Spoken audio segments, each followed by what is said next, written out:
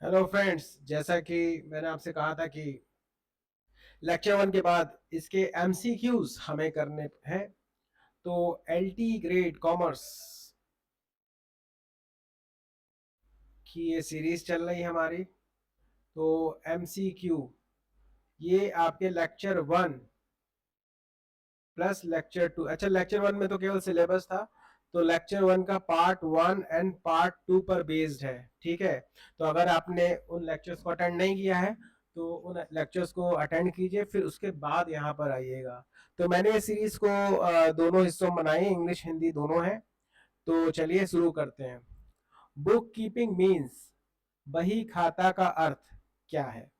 Keeping books, recording in books, recording of business transaction in the books, या all of the above. मतलब किताबें रखना, किताबों में रिकॉर्डिंग करना, व्यापारिक लेन देन को किताबों में रिकॉर्ड करना, या सभी। बताइए। तो इसका आंसर होगा सी। ठीक है। अच्छा, तो मैं किसी एक में टिक कर देता हूँ, हिंदी या इंग्लिश वाले में, तो आप समझ लीजिएगा उस हिसाब से आंसर। ठीक है। अब दूसरा क्वेश्चन है इसमें, book keeping means recording financial transaction in the books of accounts. मतलब वित्तीय लेन देनों को खातों की किताबों में रिकॉर्ड करना। Taking all steps from recording of the transaction in the books of original entries to preparation of final accounts. मतलब मूल प्रविष्टियों की किताबों में लेन देन की रिकॉर्डिंग से लेकर अंतिम खातों की तैयारी तक सभी कदम उठाना। प्रिपेयरिंग फाइनल अकाउंट्स, अंतिम खाते तैयार करना, ये तो हो ही नहीं सकता। Taking all steps after preparing final accounts, ये भी नहीं हो सकता। तो आंसर या तो ए होगा या तो बी होगा, है ना। मगर क्योंकि बी में अंतिम खाते लिखा है तो बी भी नहीं होगा। तो एलिमिनेट करके हम आंसर क्या निकालेंगे? ए। ठीक है, तो इसका आंसर है ए। फिर अकाउंटिंग स्टार्ट्स कहाँ स्टार्ट होती है? Where bookkeeping begins, where bookkeeping ends, where books are not maintained at all after preparing final। ये मैंने आपको ऑलरेडी बताया था, accounting starts where bookkeeping ends। तो देखो उस स्टेटमेंट से ही क्वेश्चन बन गया है। तो लेखांकन कहाँ शुरू होता है? जहां पर बही खाता समाप्त होता है। ठीक। Question 4, in accounts recording is made only of financial transaction, non financial transaction, both, या? तो ये हमको पता है, ओनली फाइनेंशियल ट्रांजेक्शन, केवल वित्तीय लेन देन को ही हम इसमें रिकॉर्ड करते हैं। ठीक। आइए क्वेश्चन 5 देख लेते हैं। The characteristics of accounting are recording, classifying, summarising, all the above. तो रिकॉर्डिंग वर्गीकरण, सारांश बनाना, या सभी? तो अब आपको पता है इसमें सभी आएगा। ठीक है, ऑल ऑफ द अबव, उपरोक्त सभी। फिर है, which of the following is not a business transaction, इसमें से व्यवसायिक लेन देन नहीं है। Purchase of furniture for 50,000 for business, तो ये तो है। Paid 25,000 as salary to the employee, ये भी है। Proprietor paid 10,000 for school fees of his son from his own bank account, तो भाई ये उसका निजी खर्चा है और बिजनेस से वो दे नहीं रहा, अपने ही किसी अकाउंट से दे रहा है। तो यही आंसर होगा, इसका आंसर होगा सी। ठीक है, क्योंकि डी वाला देखो, डी में उसने स्कूल फीस जो है वो स्कूल उसके बिजनेस के अकाउंट से दिया है। ठीक है। Question number 7, Ghanshyam is a furniture dealer, which one of the following will not be recorded in the books? क्या रिकॉर्ड नहीं होगा? परचेज ऑफ टिम्बर रिकॉर्ड करेगा, लकड़ी खरीद रहा है। Sofa set taken to his home, भाई घर ले जाएगा तो ड्राइंग्स है, आहरण हो गए, तो ये भी रिकॉर्ड होगा। Sale of household furniture, अरे आप अपना घर का अगर फर्नीचर बेच रहे हैं तो उससे हमें क्या लेना देना? तो आंसर क्या होगा? C. Dining table 30,000 given to his friend as gift. एक मिनट, 7 सी, डाइनिंग टेबल, हाँ। तो भाई गिफ्ट दिया है तो क्या हुआ, उसकी एंट्री तो होगी ना, बिजनेस से दिया है। फिर question number 8, the functions of accounting are profit and loss, लाभ हानि पता करना, व्यवसाय की फाइनेंशियल पोजीशन पता करना, provide information to the various parties, या सभी? तो इसका आंसर तो बड़ा आसान है, ये सारे ही काम होते हैं, ऑल ऑफ द अबव, उपरोक्त सभी। The functions of accounting is not to record the transaction of business, नहीं भैया ये तो है, to record the personal transaction of the proprietor, ascertain the profit and loss है, फाइनेंशियल पोजीशन है, तो क्या नहीं है भैया, उसके पर्सनल ट्रांजेक्शन से हमें मतलब नहीं है, ठीक है। फिर क्या है, which of the following transaction is not a financial nature, मतलब वित्तीय प्रकृति का नहीं है। Purchase of assets on credit, अगर उधार पे संपत्ति खरीद रहे हैं है, नगद संपत्ति खरीद रहे हैं है, व्यवसाय द्वारा स्वामी धन की निकासी ये भी है, कोई लेन देन तो हो ही रहा है। स्ट्राइक बाय एम्प्लॉय, अरे एम्प्लॉय का हड़ताल पे चला जाए, ये फाइनेंशियल ट्रांजेक्शन नहीं है।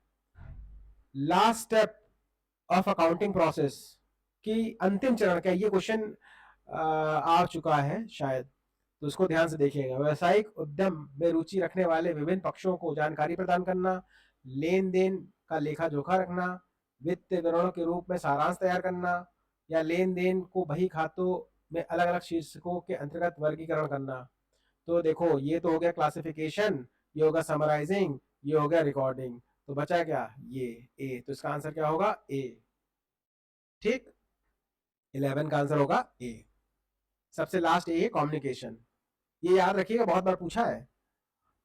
Internal users of the accounting information कौन कौन है, तो पोटेंशियल इन्वेस्टर है, क्रेडिटर्स है, अच्छा इसमें इंटरनल यूजर पूछा, इंटरनल यूजर कौन है, पोटेंशियल इन्वेस्टर नहीं, क्रेडिटर नहीं, एम्प्लॉय नहीं, कौन है, मैनेजमेंट है, ठीक है। इसमें आंसर थोड़ा देखिएगा, हिंदी वाले में ऊपर नीचे हो गया है, ठीक है, प्रबंधन पे लगाइएगा, ठीक है। फिर है 13 एक्सटर्नल यूजर्स कौन है, रिसर्चर्स, गवर्नमेंट, पोटेंशियल इन्वेस्टर्स या ऑल ऑफ द अबव, तो इसमें तो ऑल ऑफ द अबव होगा, ठीक है, उपरोक्त सभी। अब इसमें कहा है कि कौन नहीं है एक्सटर्नल यूजर, लेंडर है, ऑफिसर है, और एक मिनट ऑफिसर तो ये कंपनी के ऑफिसर की बात कर रहा है, ठीक है, तो ये जो है ये आपका आंसर आएगा, ठीक, लेंडर, एम्प्लॉयज, पब्लिक, ये सब एक्सटर्नल यूजर है, बट ये ऑफिसर ऑफ द कंपनीज जो है, अधिकारी, ये इंटरनल यूजर्स हैं। अकाउंटिंग साइकिल कहाँ से स्टार्ट होती है, अरे अकाउंटिंग साइकिल जाके देख लो, लेजर, जर्नल, ट्रायल बैलेंस या ट्रेडिंग अकाउंट, अरे सर सबसे पहले तो जर्नल में रिकॉर्डिंग करते हैं, दैट इज अभिलेखन, जर्नल में, ठीक है,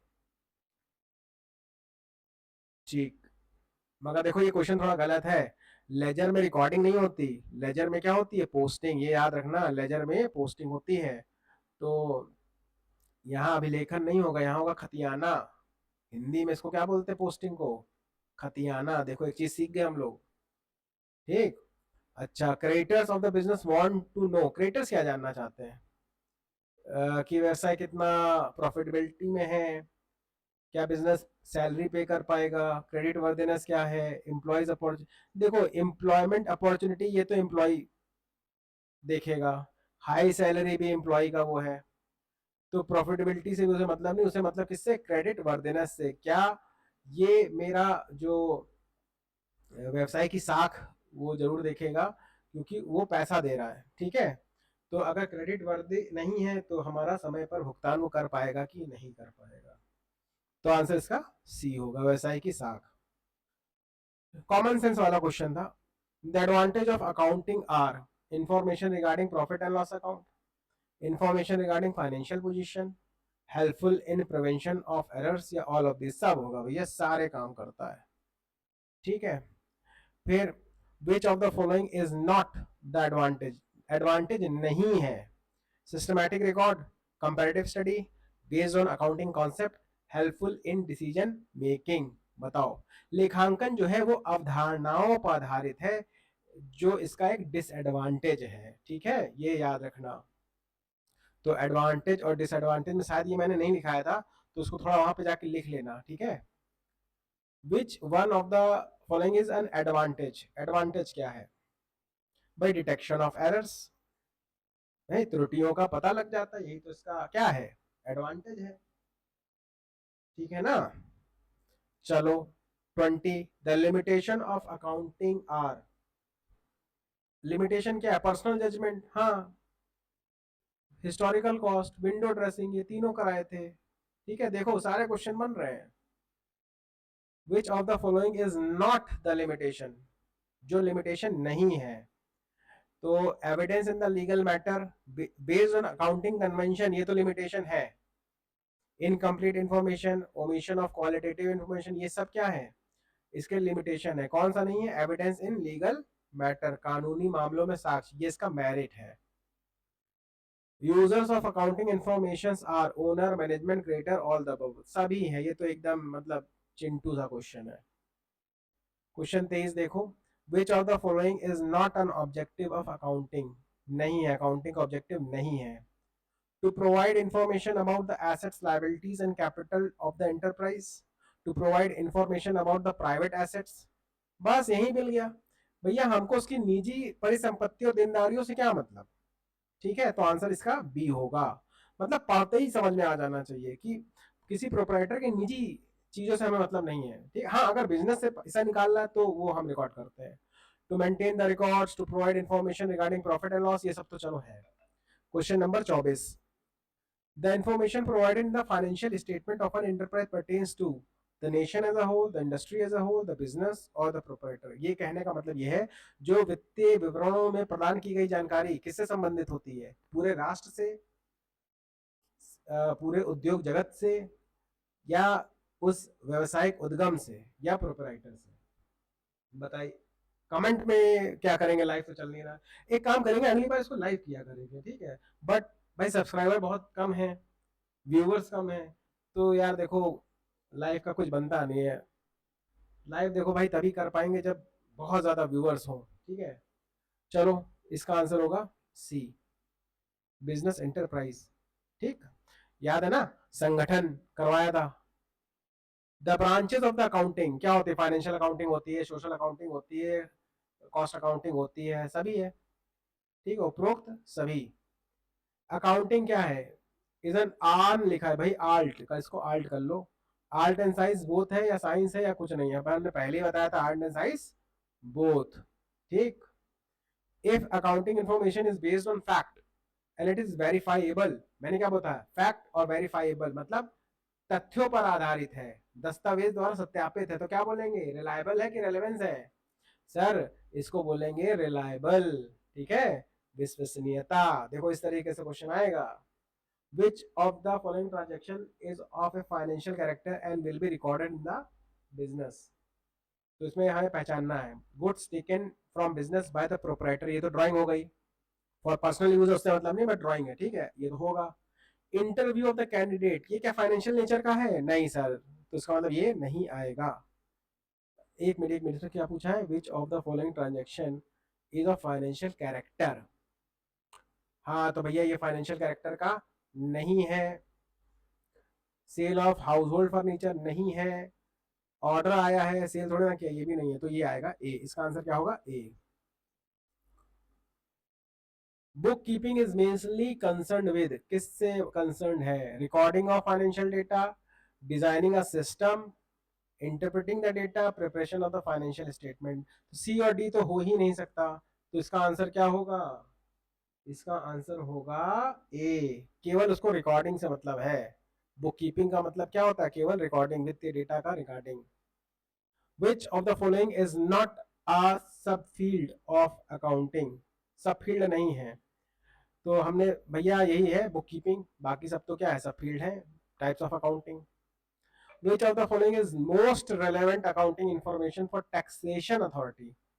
जो टैक्स लगाते हैं ना, उनको क्या चाहिए होता है? Cash balance, book value fix assets, credit sale, या प्रॉफिट? अरे प्रॉफिट पे टैक्स लगता है ना, तो कहें भैया प्रॉफिट बताओ, वर्ष के दौरान तुमने कितना कमाया है, हम तो टैक्स लगाएंगे उतने पे। फिर क्या है question number 32, which of the following limitation of the accounting states that the account may be manipulated to conceal vital facts?